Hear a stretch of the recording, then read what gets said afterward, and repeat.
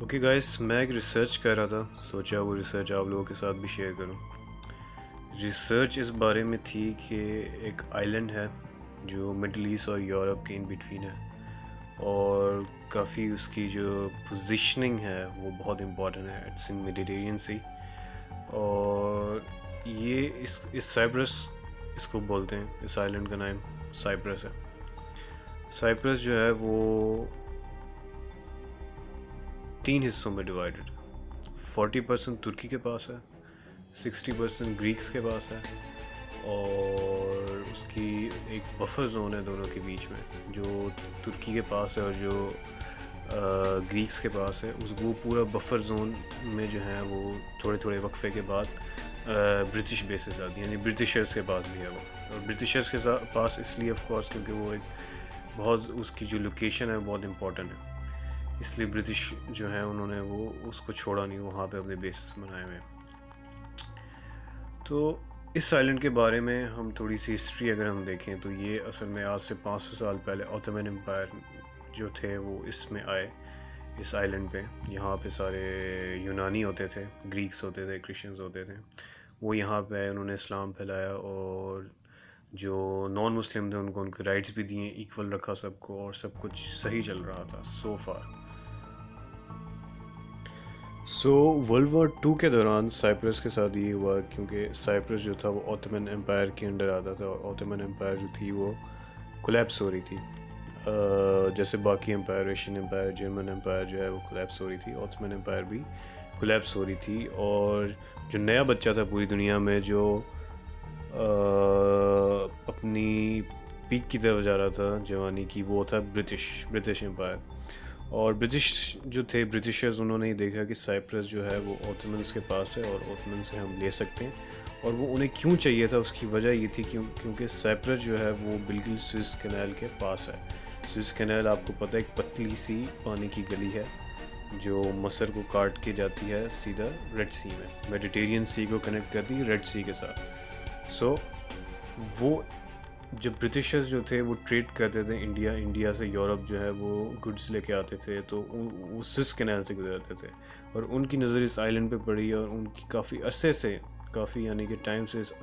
آئی land پہ نظر تھی کہ ہم اس کو استعمال کر سکتے ہیں ٹریڈ پرپزز کے لیے، اور یہاں پہ اپنے فوجیوں کو ریسٹ بھی دے سکتے ہیں، بلکہ یہیں سے ہم ٹریڈ کر سکتے ہیں، ہم کیوں اتنا یعنی کہ لمبا سفر کریں، ہماری شپس آئیں یہاں پہ ٹھہریں، اور پھر وہاں سے آگے جو ہے سوئس کینال کے تھرو انڈیا اور ساؤتھ ایشیا، عربین سی میں اتر جائیں۔ اب جناب برٹشرز نے کیا انہوں نے، کیونکہ وہ آٹمنز کو کافی مات دے چکے تھے اور کافی آٹمنز کا نقصان ہو چکا تھا، تو سائپرس جو ہے وہ برے طریقے سے آٹمنز ہار گئے تھے، ترکی ہار گیا تھا یو کے ہاتھوں۔ اب یو کے پہ قبضہ ہو گیا، اب سائپرس پہ قبضہ ہو گیا یو کے کا، برٹش کا، دا گریٹ برٹن۔ یو کے نے جب آ کے سائپرس پہ قبضہ کیا، انہوں نے دیکھا یہاں کی ڈیموگرافی میں کافی فرق ہے، اور وہ جس خط پہ چل رہے تھے وہ یہی تھی جیسے انڈیا میں انہوں نے کیا ڈیوائڈ اینڈ رول، یہاں بھی انہوں نے وہی کرنا تھا۔ وہ جب یہاں پہ آئے تو کیونکہ آف کورس یہاں پہ کافی سالوں سے جو ہے وہ اوٹومن امپائر کی حکومت تھی، تو یہاں پہ ترکس آئے ہوئے تھے، اور مسلم سائپرس کے جو مقامی تھے، مسلم کنورژن کافی ہوئی تھی، تو مسلم سے 40% پاپولیشن یہاں کی مسلم تھی، 60% گریک کرسچنس تھے۔ تو یہ جو ڈیموگرافی تھی انہوں نے اس کا فائدہ اٹھایا، انہوں نے لوگوں کو جو ہے وہ ڈسٹنگوش کرنا شروع کیا on the basis of religion and race, کہ تم ترک ہو، تم ترک مسلم ہو، اور تم گریک ہو، تم گریک کرسچنس ہو، تمہاری اتنی تعداد ہے، تمہاری اتنی تعداد ہے، اس طرح لوگوں کو بتا کے انہیں ڈیوائڈ کرنا شروع کر دیا۔ لیکن جب اوٹومن امپائر یہاں پہ تھی، انہوں نے کوئی ڈویژن اس طرح کی نہیں کی، اوکے انہوں نے اسلام سپریڈ کیا، لیکن جو نان مسلم تھے ان کو بھی انہوں نے ایکول رائٹس دی، اور سب ایک ہی محلے میں، ایک ہی گلی میں، ایک ہی گاؤں میں جو ہے کرسچنز اور مسلم ساتھ ساتھ رہتے تھے، ایک دوسرے کے ساتھ ٹریڈ کرتے تھے۔ لیکن جب برٹش امپائر آئے، کیونکہ انہوں نے ڈیوائڈ اینڈ رول کرنا تھا، انہوں نے اسٹریٹجی پہ چلنا تھا، انہوں نے اس خط پہ ہمیشہ اسی پہ حکومت کی ہے، جہاں جیسے وہ ہندوستان میں آگے انہوں نے ہندو مسلم کو لڑایا، ویسے وہ یہاں پہ انہوں نے اب مسلمس کو اور کرسچنس کو یہ احساس دلانا شروع کر دیا کہ تم ایک نہیں ہو، تم ڈفرینٹ ہو ایک دوسرے سے، اور تم ایک ہی جگہ پہ 2 ڈفرینٹ قومیں رہ رہی ہیں۔ اب اراؤنڈ 1950s جو گریک سپرٹس تھے اور جو ترکش سپرٹس تھے، انہوں نے احتجاج کرنا شروع کر دیا، پروٹیسٹ کرنا شروع کر دیا برٹش رول کے خلاف، اور کافی مظاہرے ہوئے اور خون خرابہ ہوا، ان کے سولجرز کو قتل کرنا شروع کر دیا، مارنا شروع کر دیا برٹش سولجرز کو. تو برٹشرز کو یہ لگا now it's time to go home. So وہ لوگ جو ہے ایگزٹ کرنے لگے آہستہ آہستہ سائپرس سے. اب سائپرس میں مسئلہ یہ تھا کیونکہ وہ اتنے سال حکومت کر کے برٹشرز ایک تفریق پھیلا چکے تھے، مسلم کرسچن کی، ترکش گریک کی، یونانی ترک کی. تو انہوں نے یہ کہ جو یونانی ترک تھے، جو یونانی سائپرس کے تھے، گریک سیپریٹس تھے، وہ لوگ یہ چاہتے تھے کہ جب برٹشرز چلے جائیں تو ہم لوگ گریس کا حصہ بن جائیں، ہم لوگ گریس جو ہے وہ آ کے ہم پہ حکومت کرے، گریس کا ہم پارٹ بن جائیں. لیکن جو ترک سیپریٹس تھے وہ چاہتے تھے نہ ہم ترکی کا پارٹ بنے، نہ ہم گریک کا پارٹ بنے، بلکہ اس آئلینڈ کو 2 حصے میں ڈیوائڈ کیا جائے اور ایک جگہ پہ ترکس رہیں اور ایک جگہ پہ گریک رہے، سیم ٹو سیم جیسے پاکستان انڈیا، جو محمد علی جناح کا جو ویژن تھا کہ ڈیوائڈ کیا جائے کنٹری کو 2 حصوں میں، ہندوستان کو، اور نیا ملک بنایا جائے پاکستان، جہاں پہ صرف مسلمان رہیں، انڈیا میں صرف ہندو رہیں، جو ان کا ویژن تھا. سیم ویژن جو ترک سیپریٹس کا تھا کہ ہم نے الگ ملک دیا جائے، ایسی آئلینڈ پہ پارٹیشن کیا جائے، اور ہم گریس کے ساتھ نہیں جانا چاہتے، نہ ہم چاہتے ہیں کہ ہم مائنورٹی میں رہیں اور گریک سیپریٹس ہم پہ حکومت کرے، کیونکہ آف کورس ڈیموکریسی آئے گی تو انہی کی حکومت چلے گی، انہی کا سکہ چلے گا، ہمیں تو یہ کوئی پوچھیں گے نہیں، کیونکہ مسلمس کے ساتھ ان لوگوں نے ویسی زیادتی کرنا شروع کر دی. لیکن جو دوسری طرف گریکس تھے، ان کی جو پولیٹیکل موومنٹ تھی، اور سارا زور تھا وہ یہ تھا کہ برٹشرز چلے جائیں اور ہم گریس کا حصہ بن جائیں. اس کو بولتے تھے، اس پولیٹیکل موومنٹ کو، انوسس. اچھا جناب، اب جب برٹشرز نے دیکھا کہ یہ جو سچویشن ہے سائپرس کی ہمارے ہاتھ سے نکلتی جا رہی ہے، اور ترک اور جو گریکس ہیں وہ آپس میں لڑ رہے ہیں اور ہمیں بھی مار رہے ہیں، تو ان لوگوں نے ایسا ایسا وہ جو نکل رہے تھے اب وہ فوراً نکل گئے سائپرس سے، اور انہوں نے کیا کیا، ترکی کو بلایا کیونکہ ترکس وہاں پہ تھے، اور گریس کو بلایا کیونکہ گریکس وہاں پہ تھے اس آئلینڈ پر، اور جو ترک سیپریٹس تھے اور جو گریک سیپریٹس تھے ان کے جو پولیٹیکل لیڈرز تھے ان کو یو کے میں، لنڈن میں بلایا، ان کے ساتھ ایک روم میں میٹنگ کی جہاں پہ ترکی کا پریزیڈنٹ تھا، گریس کا پریزیڈنٹ تھا، ترک سیپریٹس لیڈرز تھے، اور گریک سیپریٹس لیڈرز تھے. انہوں نے ایک کانسٹیٹیوشن بنائی، انہوں نے کہا اوکے ہم آزادی دے رہے ہیں آپ کو، سائپرس جو ہے وہ ایک آزاد ملک ہوگا، نہ ترکی کے ماتحت جائے گا، نہ گریس کے ماتحت جائے گا، اور جو پریزیڈنٹ ہوگا وہ گریک ہوگا، اور جو وائس پریزیڈنٹ ہوگا وہ ترک سیپریٹ ہوگا. اور اگر کوئی بہت بڑا کلیش ہو گیا، کوئی بہت بڑا مسئلہ ہو گیا، کوئی پولیٹیکل انریسٹ ہو گیا سائپرس کے اندر، تو ترکی اور گریک کو ایک طرح کا ضامن بنایا گیا، ایک طرح کا ولی بنایا گیا کہ آپ کو پورا رائٹ ہوگا کہ آپ آ کے انٹرفیئر کریں اپنی فورسز کے ساتھ، اور آپ آ کے جو ہیں وہ اپنا دیکھیں، یعنی آپ کیا کر سکتے ہیں اپنے لوگوں کے لیے، کیونکہ وہاں پہ ترک ہیں اور گریک ہیں، یہی 2 ریسز ہیں. تو اس طرح کی اپنے آپ میں انہوں نے ایک بہت زیادہ کلیور کانسٹیٹیوشن بنائی، اور سب اس پہ ایگری ہو گیا، کافی خوش ہو گئے. لیکن انہوں نے ایک کلا اس میں یہ ڈالا کہ ہماری جو بیسز ہوں گی یو کے کی ملٹری بیسز، وہ جہاں پہ تھی وہ ادھر ہی رہیں گی، ان کو آپ چھیڑیں گے نہیں، لیکن آپ اپنا رول کر سکتے ہیں. تو اس طرح کی کافی کلیور جو ہیں وہ کانسٹیٹیوشن بنائی، سب کو خوش کیا انہوں نے. اب جناب ہوا یہ 1960 میں، اس ایگریمنٹ کے، اس کانسٹیٹیوشن کے پاس ہونے کے بعد لنڈن میں 1960 میں سائپرس آزاد ہو گیا. سائپرس کا جو پریزیڈنٹ تھا وہ ایک گریک تھا، بشپ تھا، اور جو وائس پریزیڈنٹ تھا وہ ایک ترک تھا. اب کیونکہ جو گریک اور ترک سیپریٹس تھے وہ ایک ساتھ ایک ہی محلے میں رہ رہے تھے، اب آہستہ آہستہ جو ہے وہ سیکٹیرین وائلنس اور ریلیجیس وائلنس جو ہے، اور موب لنچنگ وغیرہ، یہی جو آج انڈیا میں ہو رہا ہے مودی حکومت میں، اس کی ایک تھوڑا ہائی لیول پہ ہونا شروع ہو گیا. مسلمانوں کو مارنا شروع کیا گیا کیونکہ وہ مائنورٹی میں تھے. تو مسلمز جو تھے وہ آہستہ آہستہ جو ہیں ان ایریاز میں مائیگریٹ ہو رہے تھے جہاں پہ تھوڑے مسلمان زیادہ تھے، چھوٹے چھوٹے گاؤں دیہات میں. اب جب یہ وائلنس ہوا، ایک طرح کی ایک سول وار کی طرف سائپرس جا رہا تھا، تو اسی پیرلل میں گریک میں ایک نیو ڈکٹیٹر آیا تھا جس نے مارشل لا لگایا تھا گریس میں، اور اس نے اپنی حکومت قائم کی تھی، اور اس کا دماغ جو تھا تھوڑا سا فوجی ٹائپ تھا. تو اس نے سوچا یہ بیسٹ ٹائم ہے کہ ہم لوگ جو ہے وہ سائپرس پہ حملہ کر دیں اور سائپرس کو اپنے ماتحت لینے، جو ہمارا خواب تھا ہمیشہ سے، جو ہم سے رومن امپائر سے چھینا تھا عثمانیوں نے کسی زمانے میں. اب ہم ترک سے یہ واپس تو نہیں لے سکے، برٹشرز نے آگے قبضہ کر دیا اور اس طرح کی کانسٹیٹیوشن انہوں نے بنا دی جس میں جو ہے وہ ہم بہت کچھ کر سکتے ہیں. تو اس کانسٹیٹیوشن کو، اس کلا کا فائدہ اٹھاتے ہوئے جو ہے وہ گریس نے اپنی آرمی وغیرہ بھیجنا شروع کر دی. اب اس میں یہ بھی کہا جاتا ہے کہ جو کیونکہ جو پریزیڈنٹ تھا وہ سائپرس کا، وہ ایک گریک تھا اور وہ ایک بشپ تھا اور انتہائی مذہبی کرسچن تھا، بشپ تھا آف کورس. سو اس نے جان بوجھ کے یہ گورنمنٹ لیول پہ اس نے یہ وائلنس شروع کرایا تھا، سیکٹیرین وائلنس اور سول وار ٹائپ ایک سچویشن بنا دی تھی تاکہ گریس جو ہے وہ آ کے ٹیک اوور کر لیں، اور اکارڈنگ ٹو دا کانسٹیٹیوشن ان کو کوئی روک بھی نہیں سکتا تھا. لیکن ترکی نے بھی کچی گولیاں نہیں کھیلی ہوئی تھی، ٹھیک ہے.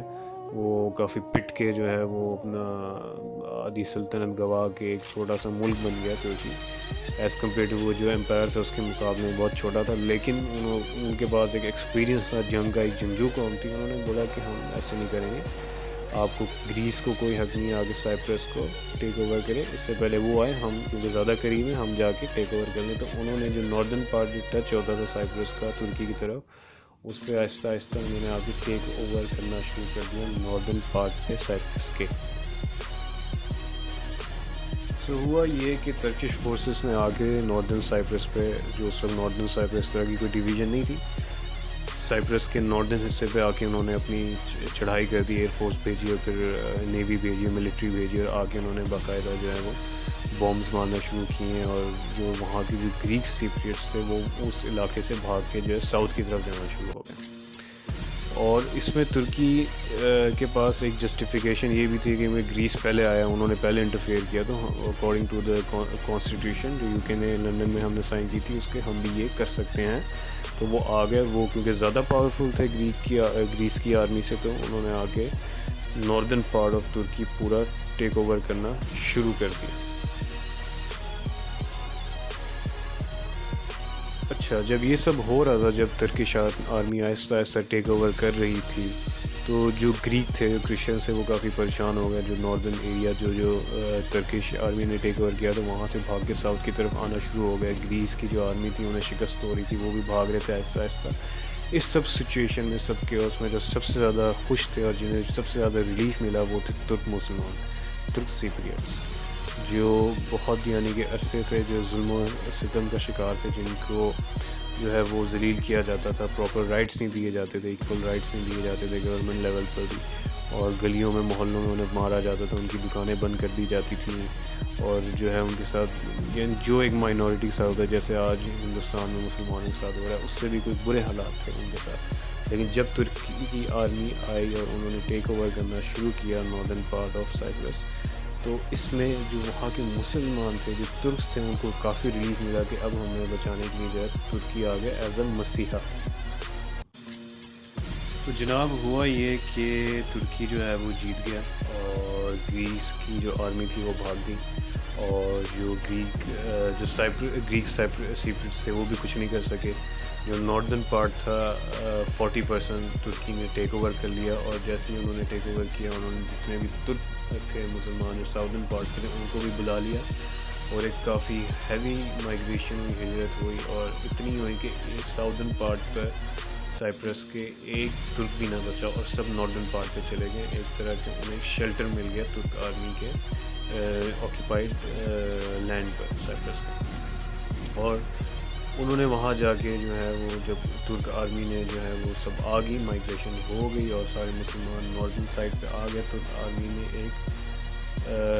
سیلف ڈکلیئر ہی صحیح لیکن ناردن سائپرس کو اپنا حصہ نہیں بنایا، اس کو ایک کنٹری ڈکلیئر کر دیا، Turkish republic of ناردن Cyprus, TRNC جس کو کہا جاتا ہے اکثر. تو یہ ایک طرح کی آپ سمجھیں خدا کا انصاف بھی تھا جو اللہ نے ترکی کے ذریعے جو ہے وہ لے لیا، کہ مسلمانوں پہ شروع میں جب مسلمان اور کرسچنز جو تھے وہ ساتھ ساتھ مل جل کے رہتے تھے، پھر جب مسلمان حکومت کر رہے تھے، لیکن جب عیسائیوں کو طاقت ملی انہوں نے مسلمانوں کے ساتھ کیا کیا، بہت برا رویہ کیا. تو جو مسلم طاقت تھی وہ دوبارہ آئی، انہوں نے اس جگہ کو دو حصوں میں تقسیم کیا، دو حصوں میں بھی نہیں، 40% جو ہے اپنا انہوں نے حصہ لیا، اور وہاں پہ مسلمانوں کو بلا کے انہوں نے ریلیف دیا مسلمانوں کو.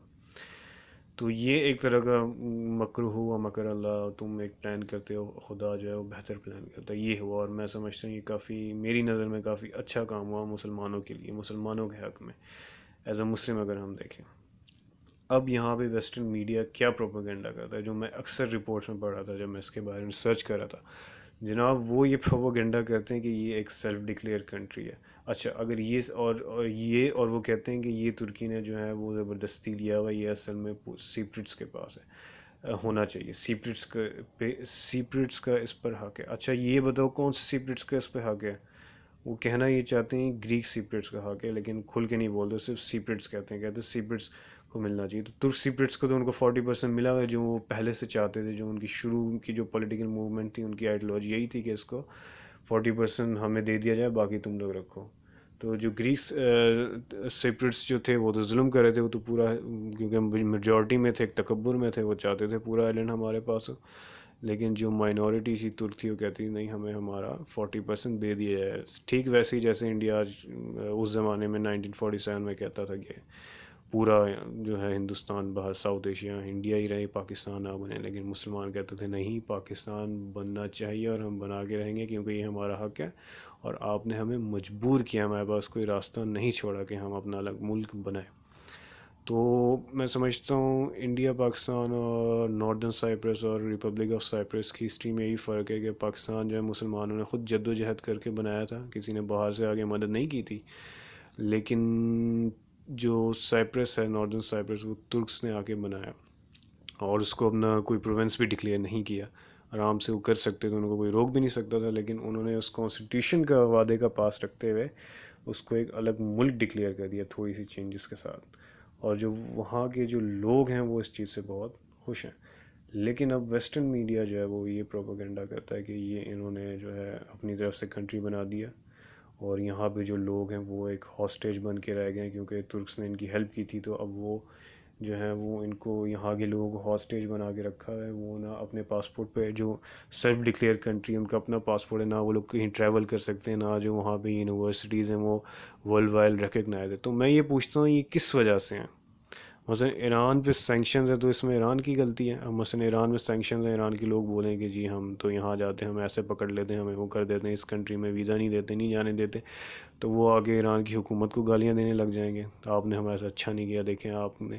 جو ہمیں پاسپورٹ دیے تو اس پہ تو ہم کہیں جا نہیں سکتے. یا وہ یہ سوال کریں گے اگر عقل مند ہوں گے تو، کہ یہ ہم پہ سینکشنز جو لگا رہے ہیں جو ویسٹرن پاورز ہیں، یہ کیوں ہم پہ سینکشنز لگا رہے ہیں؟ ہمارا قصور کیا ہے کہ ہم نے اپنا ایک تھوڑا سا دنیا سے ہٹ کے ایک نظام بنانے کی کوشش کی ہے، پولیٹیکل وہ کرنے، ایک اسلام کو لانے کی ہم نے کوشش کی ہے، جو کہ پوری طرح سے وہاں بھی نہیں آیا، لیکن ایک تھوڑی سی ہم نے کوشش کی ہے، تو کوشش پہ ہمیں سزا مل رہی ہے. اگر ہم پورا لے آئیں تو کیا کریں؟ اور ناردرن سائبرس میں کوئی یعنی کہ ظاہری اسلام بھی اتنا زیادہ نہیں ہے. لوگ اپنے گھروں میں نمازیں پڑھتے ہوں گے، لیکن آپ وہاں جا کے دیکھیں جو ہے بالکل ویسٹرن ماحول ہے. لیکن کیونکہ مسلمس کو وہاں پہ ایک پاور ملی ہے، یہ وہ بھی ویسٹرنس جو پروپیگنڈا کرنے والے ان کو برداشت نہیں ہو رہا کہ ان کو کیوں ملی ہے پاور. یہ کسی بھی وقت جو ہے ان میں اسلامی جذبہ جاگ سکتا ہے، اور یہ جو ہے اپنی حکومت وہاں بنا سکتے ہیں. یہ خطرہ ہمیشہ جو ہے وہ ویسٹ کو رہا ہے. تو ویسٹ نے جو ہے وہ یہ پروپیگنڈا شروع کیا کہ یہ ہاسٹیج ہو گئے. تو میں یہ پوچھتا ہوں کہ کیوں ہو گئے؟ آپ کی وجہ سے. آپ لوگ کیوں نہیں ایکسیپٹ کرتے اس کو ایز اے کنٹری؟ آپ ایز اے کنٹری ایکسیپٹ کریں. تو وہاں کے جو ناردرن ٹی آر